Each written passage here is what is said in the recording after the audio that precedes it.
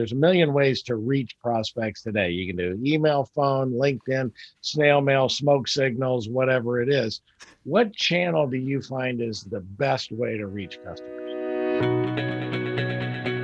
Welcome to Maximize Business Value Podsnack, a bite-sized version of the Maximize Business Value podcast, because sometimes you just don't have time for a full podcast meal.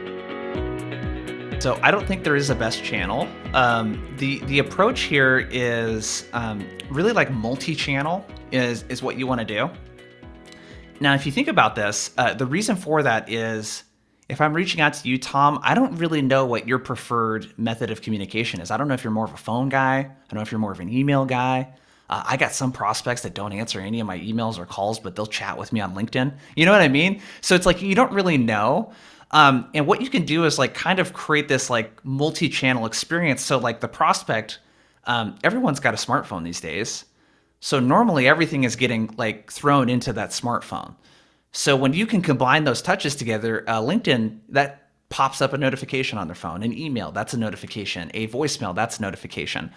So the framework that I have around this, I call it KISS. It's keep it simple sequencing. People like really overthink this. So the keep it simple sequencing looks like this. You're going to follow this same pattern for 3 weeks in a row. And so day one of the sequence, let's say it's Wednesday right now. So on a Wednesday, I'm going to call you, Tom. And if you don't pick up, I'm going to leave a voicemail. And that voicemail is going to sound a lot like that cold call pitch I did. Except for at the end of the voicemail, I'm going to say, hey, Tom, if you want to call me back, my number is 503-310-9318. But I'm about to send you an email right now. And the subject line is, hi, Tom, just left a voicemail, or whatever the subject line is. So I'm going to use the voicemail to point them to the email. So the goal is not necessarily to get a call back, because most people won't call you back. But most people listen to voicemail or they get it transcribed and it like gets emailed to them, right? So they're going to see it in one form or the other. And then your email follows a very similar language to what I said in that cold email. So this whole week's one worth of touches is focused on that one problem, like the cost of delivering great customer support is the example I used. And then I'm going to send a LinkedIn connection request. So I'm going to do all three of those at the same time on day one. Call you, leave a voicemail, and then I'm going to send you an email right after that. Then I'm going to send you a LinkedIn connection request. I'm going to create a little bit of noise. And then 2 days later, so this would be Friday, because today we're talking on a Wednesday, I'm going to call, voicemail is optional. And then I'm going to send a short email on the same email chain. I'm going to reply all to that first email and say, hey, Tom, any thoughts? ? Jason, that's it. And you just follow that same pattern 3 weeks in a row. So week 2, you're going to pick a different angle. So maybe it's not the customer support angle. In this case, maybe it's the revenue angle. What are you missing out on by not responding quick enough? Like, what's the cost of that from a revenue standpoint?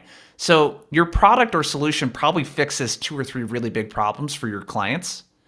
So each week is going to focus on a different problem.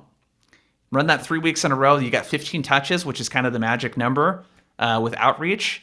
You're doing it in a way that's fairly spread out. You don't have to come up with like an insane amount of content, because each week it's like you're basically repurposing the phone message into the voicemail, which gets repurposed into your cold email.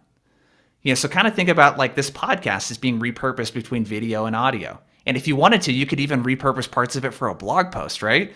So like kind of think of it out loud like that. I'm like catering to the different mediums. Yeah, that's I love that approach. Wow, because they say that you have to hear the message at least 7 times, but 50 times even better, right? I mean, the minimum of 7. Of course, that's probably old. We are so inundated with information today that perhaps it needs to be 16 or 18 times until you can actually break through. I used to call the KISS method something else, but I like I'll substitute sequencing in the future when I use that. I like the multi-channel approach. Good. Are you hungry for more? Check out our next pod snack, or you can enjoy the value size Maximize Business Value podcast wherever you found this podcast.